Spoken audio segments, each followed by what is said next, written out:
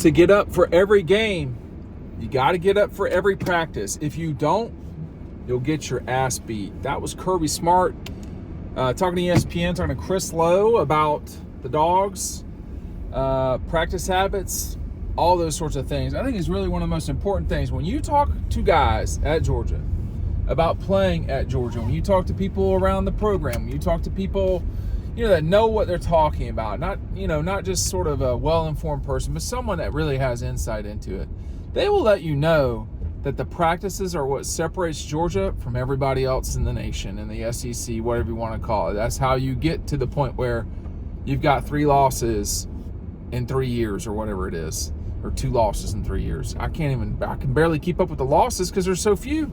They're to Alabama. There you go. Look, I think that it's really critical to understand. The critical thing in understanding Georgia is understanding how they practice. And how they practice is very serious. They're not goofing around at all. I mean, it's legit out there. Now, we only see parts of it. All right? We don't see everything. But, I think to me, if you're wanting to play at Georgia, you're thinking about being a player there, you're a high-level recruit, something like that, you'd better be ready to practice. And practice is not fun. It was not fun for me. Our practices were way too hard and physical and all of those things. I mean, it's just one of those things that,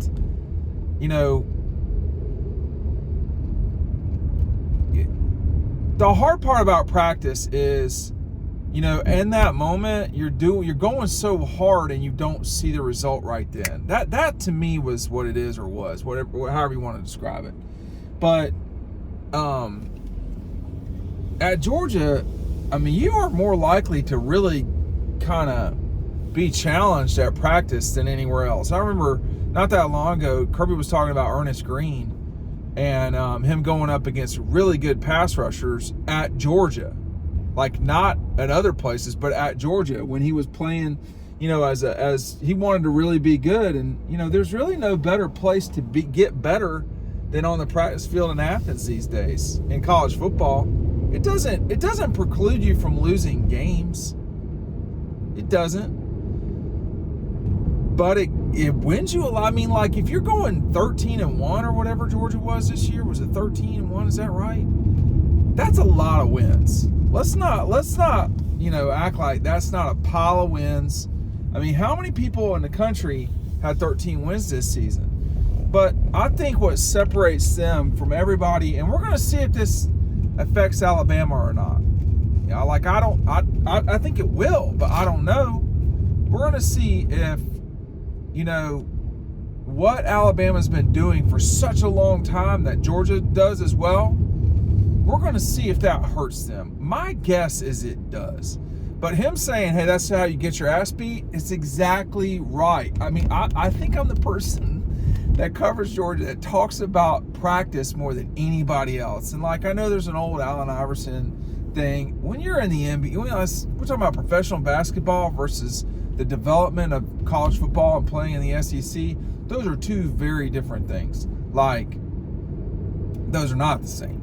But, if you're not practicing, if you're not really going hard in college, you're not developing. It's not the same. And in the NBA, I mean, how much development did Allen Iverson need at that point? I would say not that much.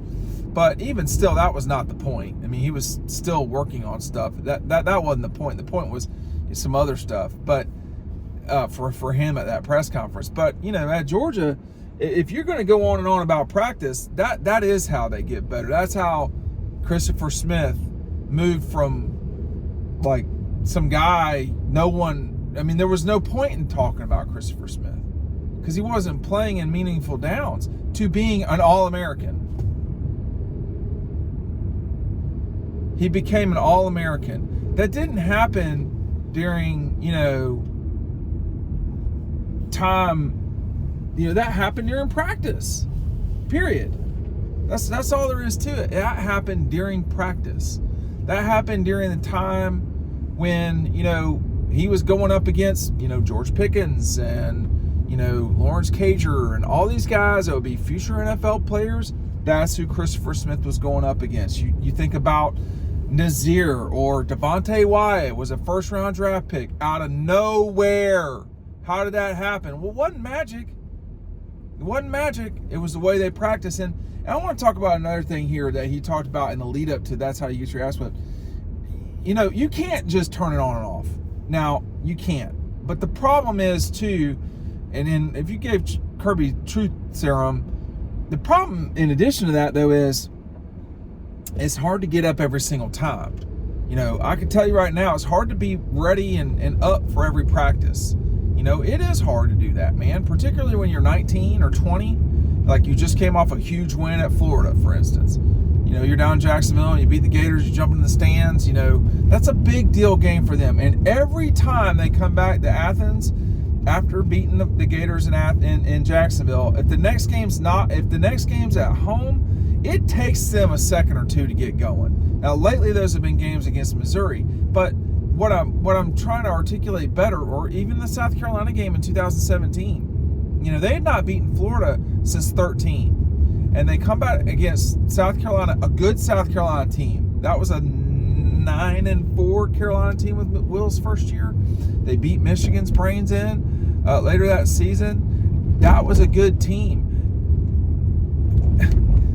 It's hard to do it all the time. That's the other real problem is, say what you want about you got to be ready all the time, and you do. But that to me is really where the coaching comes in, man, because the kids, they're not going to do it. I mean, like, they're not going to do it 100% of the time. And that's where the coaches come in.